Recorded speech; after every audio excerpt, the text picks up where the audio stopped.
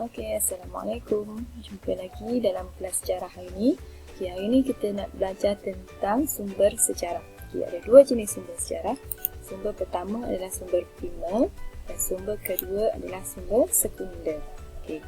Sumber primer, ciri-cirinya ialah boleh diolah atau diterbitkan. Yang kedua, bersifat asli, dan yang ketiga adalah belum ditafsirkan. Dengan kata lain, sumber primer ni adalah sumber yang memang asli, yang first time kita jumpa, yang ahli arkeologi jumpa. Contohnya, nanti kita akan tengok. Sumber sekunder adalah sumber yang telah diolah dan diterbitkan dan bahan tersebar kepada umum. Maksudnya, sumber sekunder ni adalah sumber-sumber primer yang kita jumpa. Kemudian daripada sumber primer yang kita jumpa tu, kita olah dia, kita terbitkan semula, kita tafsirkan semula, kita buat ulasan tentang dia dan terbitkan kepada umum. Tu dah jadi sumber sekunder. Kita tengok contoh untuk lebih faham.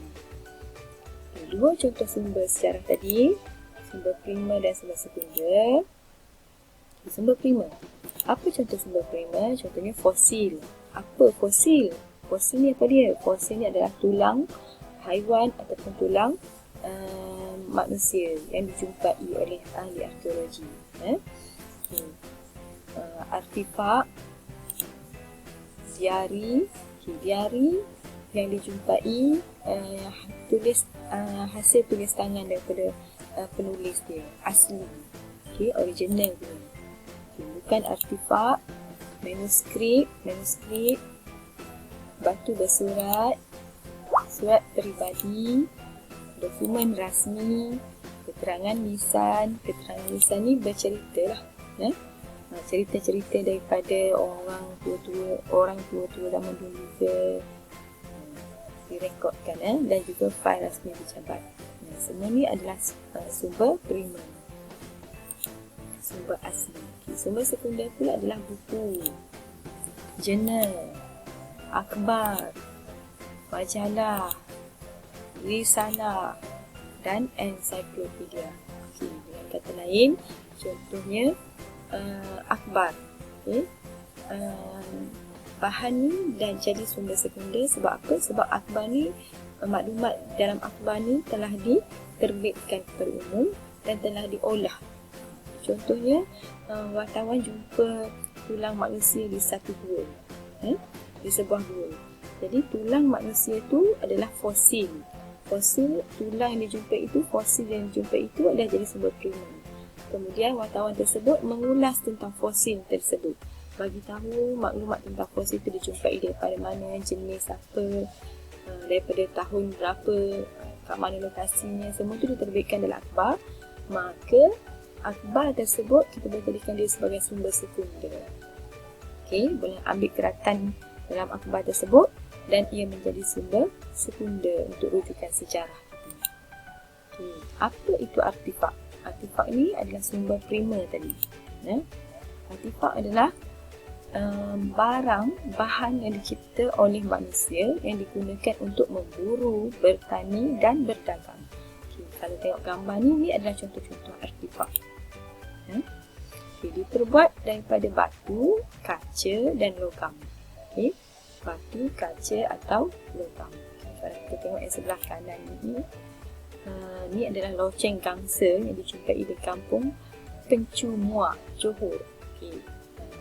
Loceng gangsa ni melambangkan, memberitahu kita tentang perdagangan yang wujud dan semasa kerajaan Funan. Itu artifak.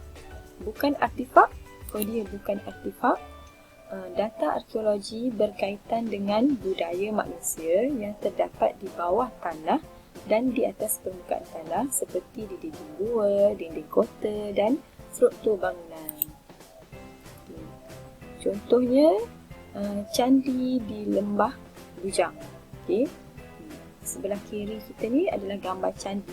Candi ni tempat penyembahan penganut-penganut agama Hindu dan Buddha. Jadi ni yang dijumpai ini, bangunan yang dijumpai ini adalah dikelaskan sebagai bukan artifak. Okay, apa pula ensiklopedia? Ensiklopedia. Ensiklopedia ni adalah bahan yang terkandung di dalamnya berdasarkan fakta dan sumber sejarah yang sahih. Okay. Contohnya Encyclopedia of Malaysia. Encyclopedia of Malaysia. Okay, ada beberapa tema kat bawah ni, contoh tema-tema buku encyclopedia. Buku encyclopedia ni berbeza dengan buku-buku lain. Okay. Kalau dengan novel pun berbeza.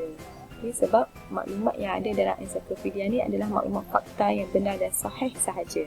Jadi kita boleh jadikan dia sebagai salah satu rujukan untuk sumber sejarah. Okay, kalau kita nak tahu tentang tumbuhan-tumbuhan yang ada di Malaysia, kita boleh tengok Encyclopedia Plants dan sebagainya lah. Okey, sekian sahaja kelas kita hari ini. Semoga jumpa lagi, InsyaAllah. Bye.